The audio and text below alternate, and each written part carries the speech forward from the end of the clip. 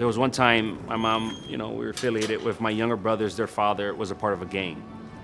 And he was a part of the gang on the other side of the block. So he would sneak in through the alley to come to our apartment at night. The gang on our block found out that he was coming in, and they set up like this trap. And they knew he lived in our apartment. Him and Mom are arguing because of that. He grabs, it's a sawed-off shotgun. He had it in my mom's room, and we shared a room with my sister. This was my room at one point, and then my sister's room at one point. He went to our back porch, and there was two Cobras, there's two gang members. You see him behind me having the garbage cans, and they got some pistols. And my mom grabbing him because he's about to shoot them. And I'm about 10 years old there, 11, 10 years old, and I'm thinking like, what the heck is happening? These guys could have got shot, we could have got shot in our house. And growing up with that, again, you think this is normal. Gang violence was normal. It wasn't something that was like, oh man, I can't believe we live in this. For us, it was just everyday things. Born and raised in Chicago and seeing what we've seen, being a part of what we've been a part of, and now being able to experience something different because of it. So.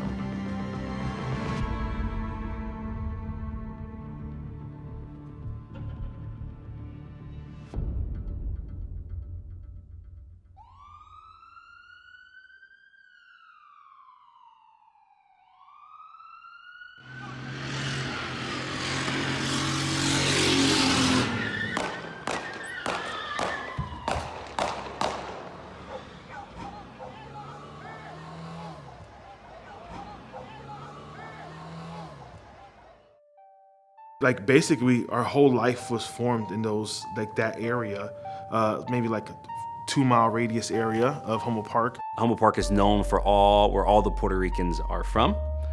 Back when I grew up in the 90s, Humboldt Park was not nice whatsoever. It was infested with gangs.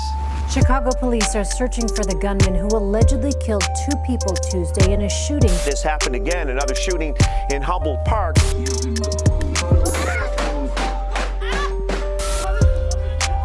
Every other corner was a gang. We grew up on our block on Cortez and Campbell. We grew up what is known as the Spanish Cobras. And literally the next block were the MLDs, Maniac Land Disciples. And so there was always gang fights, there were shootings.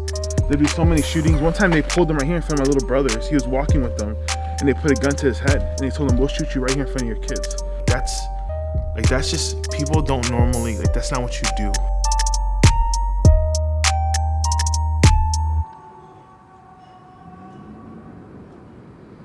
So grew up to a single mom. She gave birth to 5 of us, 4 different dads, and none of the dads stuck around. So my mom had to kind of fence for her own. My mom she's a very loud Puerto Rican. She's definitely outspoken. There's one thing that my mom did right was she put fear in us. She's kind-hearted. She has a passion for loving people too. She's tough. I'll say this, my mom is tough and soft. She's taught us to be the same way. And at times she, I can say this, where she probably had no clue what she was doing. And so there were times in that where we were homeless and we slept in shelters and in a garage and a park, and she did the best that she could.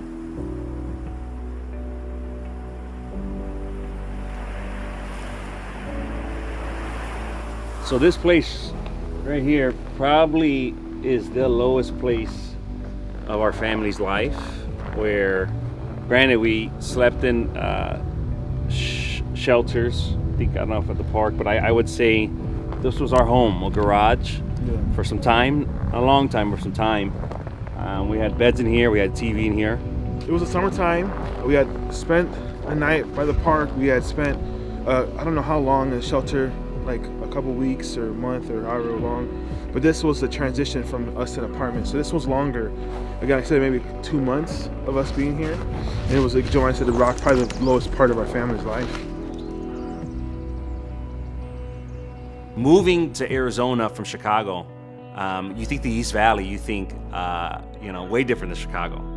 And so I came here, I always tell people, I did my time in the hood, living 30 years or something like that. I said, I want to build a house or whatnot. So we had done ministry in the same ministry. We were both in youth ministry and the same church, but we had never worked together to do something. And so we were talking about doing something together, and so it was weird. I had wrote down in 2012 that I want to start a dream center. It had been in my heart for a long time. There's a problem with our system when it comes to people in low income or poverty. And we hit it whereas we just want to pull them out. For my brother, it was like, let's do it. You know, we know what we've been through, we know where we've gone. Did we ever think it is where it's at now or what it's going to be in the future? No. But we knew that this would be good. So we just said, it was literally on paper. And I said, well, let's meet. So we went and we met about it at his house. And our friend met with us and say, all right, let's start a dream center, whatever that looks like. It's what we went through coming alive. You know, like I think about what we went through and how God had his hand on our lives. And that's truly what I always say, like the only reason why we're not addicted to drugs or been shot or in gangs or in jail is because God had a covering over our life. But I think about those moments and I think about the kids that are going through the same thing. So the East Valley Dream Center was birthed as the idea of like, we're here to empty government housing. We're here to help the kids understand that even though they don't have a father, that God is their father, you know? We're here to help the mom understand like you're not alone. The Dream Center exists to come alongside the families and help change the direction of their life.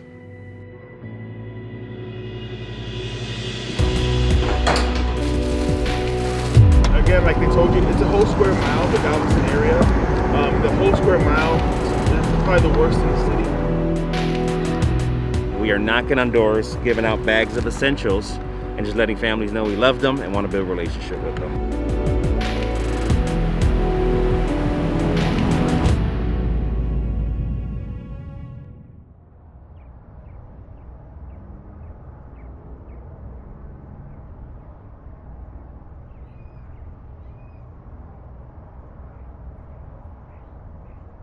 When I look back at my life, my family's life, and think about why I had no dad, or why we were homeless, or why we were on Section 8 and struggling with bills and having no money, and I always just think, why God? And then my mindset began to shift and think, why not?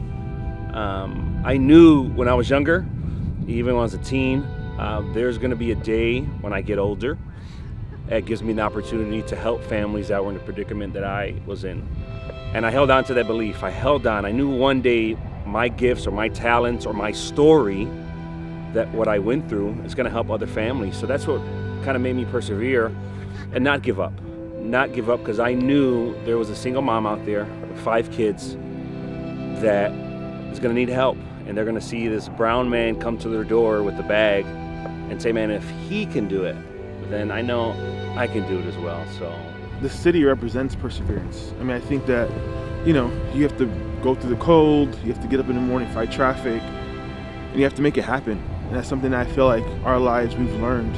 You know, I think the perseverance it builds you, like, you know, it builds character, it builds endurance. And I feel like for us, growing up in the city has helped us understand like the potential of a human. It's incredible. Like, you know, you can do anything you go after.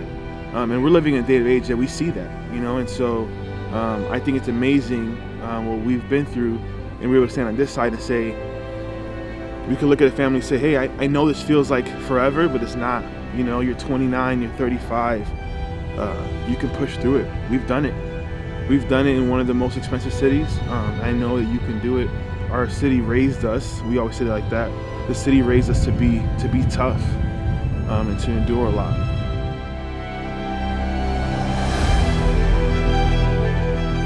Yeah, that was my prayer at the time. For you guys to, live the life where we grew up, single mom. None of you guys fell into gangbanging, drugs. Right now I'm happy where you guys are all at. You know, I'm just proud of all of you, so I am so blessed.